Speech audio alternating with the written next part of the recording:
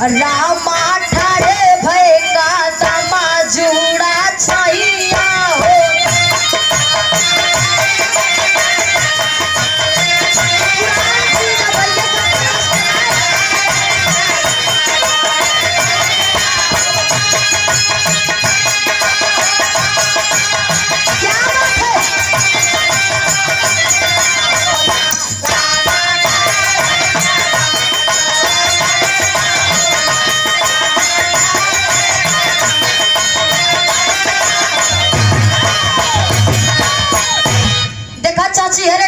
समझौते ना गावत चली जाती, लेकिन हम बतावत है कोनो दुल्हा 12 बरिस के बाद जब परदेश लौट के घरे आवा था तो देखा महतारी और बहन कितना खुश बा करत का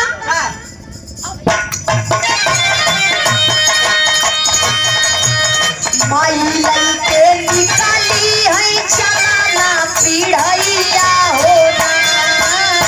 माई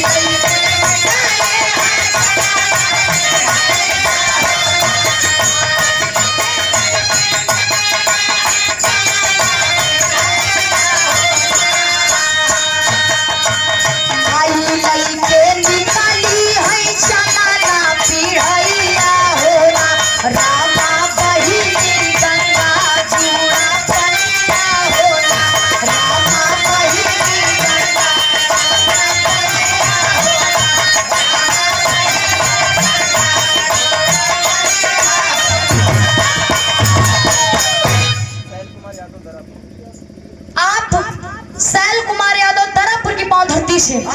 101 रुपए का महान आशीर्वाद भैया के बहुत बहुत प्रणाम। जब वो दुल्हा 12 बरिस के बाद घरे लौट के आओ तो माई बहन उनकर बड़ी खुश होती। माँ तारी पीढ़ा लेके दौड़ा थी बहन पानी लेके बड़े प्यार से गए कहे भैया ला इतना दिन बाद लौटा हम पहले पानी पिया, लेकिन जब वो दुल्हा पानी पियत बा तैयारी वारी देखा था अब कहा था का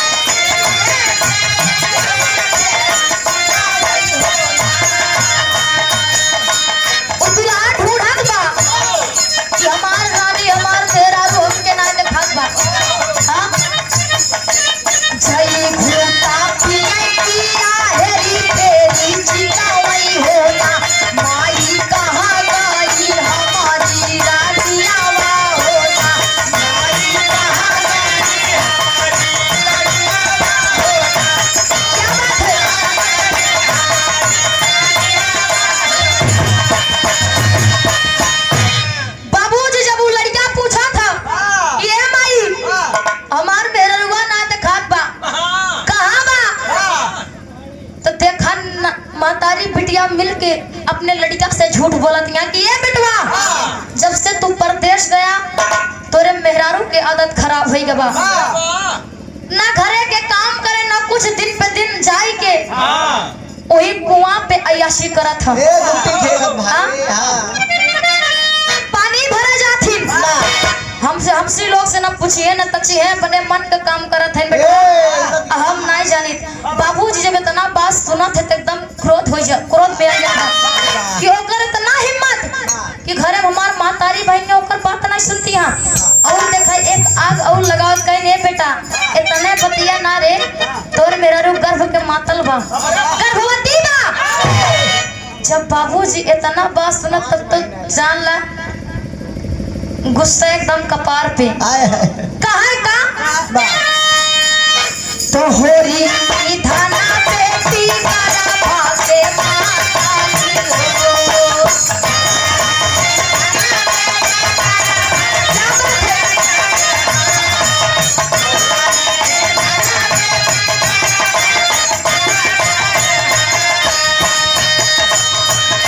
रामा पनिया भरई चाऊ खटावई हो रामा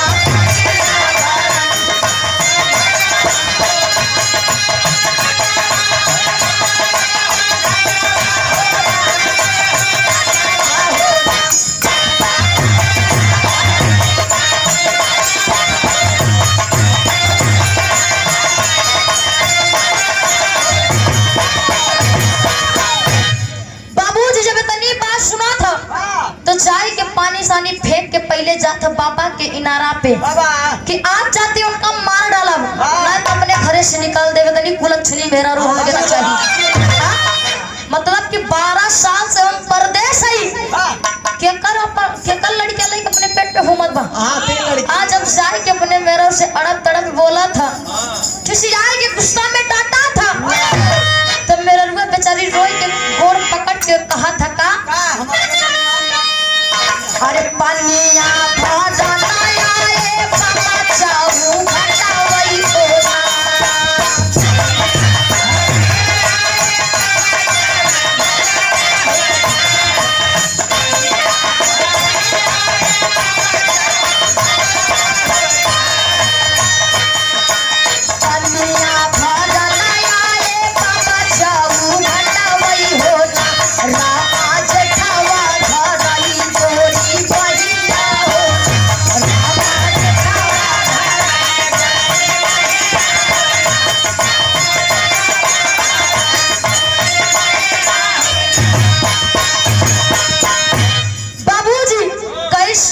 स्वामी हमारे में कोनो गलती नहीं ना आप तुझसे हमका छोड़ के परदेश गए सास ननद इतना अत्याचार हमरे ऊपर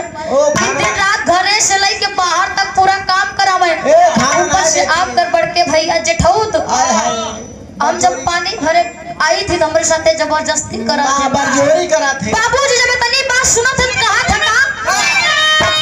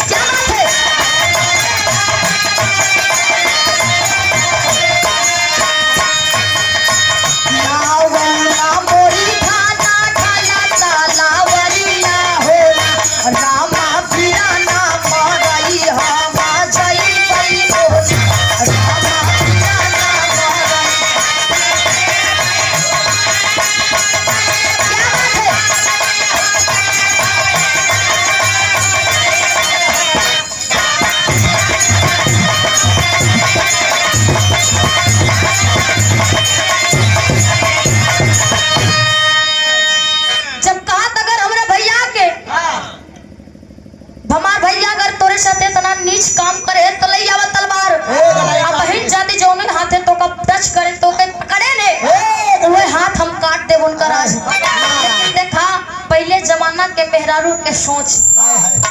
अपने पति के अपने दुल्हा के दुल्हन तब समझावत कहे का